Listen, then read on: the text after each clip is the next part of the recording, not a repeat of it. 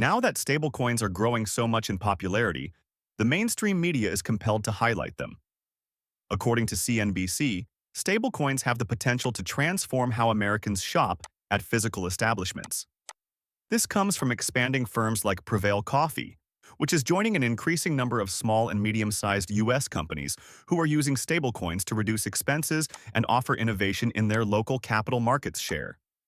When you think about it, this is precisely why cryptocurrency was created, to ensure that we can observe the technology's efficiency in real time while also reducing expenses. This is basically the same thing that these corporations are doing with stablecoins, isn't it? Well, it's stable, a lot of people often say. The coin is steady, thus the networks are irrelevant. The space will not benefit from it. These reliable currencies will have a big influence on whichever network they move over. The value of the underlying gas token, since such transactions are settled on that network using the gas token regardless. Thus, it's getting hotter when it comes to stablecoins and stablecoin adoption. It's getting really hot, and this is really thrilling. It seems as though we are at the juncture where stablecoins are evolving into social media, that is, the internet, if you will. For example, social media was huge on the internet. That mass adoption layer was actually generated by it. Brought in a ton of new users, and it just kept growing after that. And with cryptocurrency, it seems like stablecoins might be the social media phenomenon that attracts a lot of large users, who, incidentally, aren't retail users.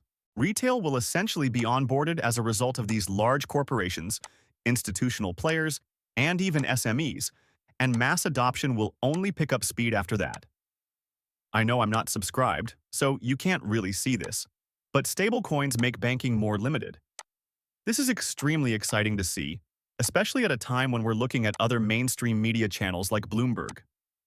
As an example, we are currently seeing these prominent sites discussing stable currencies extensively and how they are fundamentally improving the efficiency of company operations, altering the banking industry and the financial sector as a whole, as if this were a monumental occasion. Additionally, the governor of the Bank of England, the UK central bank, stated that stable coinage might lessen dependency on banks. And really? Are you kidding me? When I can transmit reliable currency transactions anywhere in the world for a fraction of a penny, regardless of the amount, why would I want to use a bank? Thus, once more, stablecoins are making waves and recently crossed the $300 billion mark. According to this Cointelegraph post, the entire stablecoin market capitalization has surpassed $300 billion. In the previous 7 days alone, there has been a change of about $5.5 billion. Seeing this kind of progress is insane. Once more, stablecoins are going through a significant surge. And for those underlying networks, such as XRP, Hedera, Algorand, Stellar, and so on, this is going to be quite bullish. More specifically, there are more than 300, and about $12 billion in the top stablecoins in this market.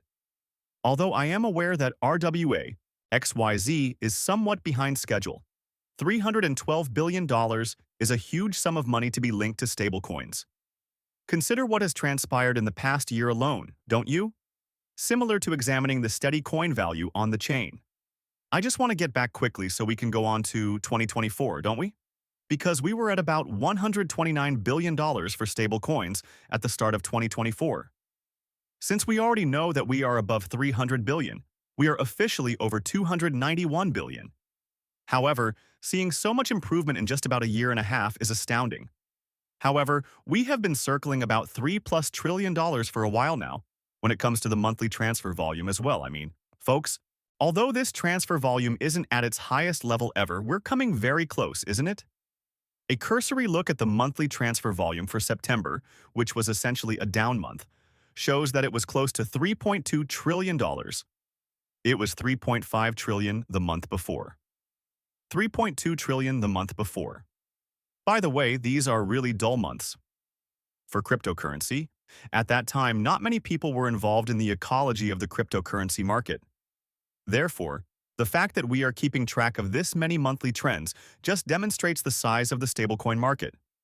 Additionally, examining the annual, we've surpassed $25.5 trillion, nearly $25.6 trillion for the year. We achieved 27 points near $4 trillion back in 2024. Furthermore, I contend that the most significant event in this market cycle, the OLED season of course, has not yet occurred. Now, if we're talking about this, we also need to talk about XRP, because it has been rising around the RWA value and is one of the stable coins. In the past 30 days, the market cap of stablecoins has increased by more than 39%. It's amazing to witness this. Just a quick glance at the market caps for the same coins. We may observe what has been rapidly increasing on XRP, where RLUSD is currently the most important factor. We recently exceeded the $90 million associated with RLUSD.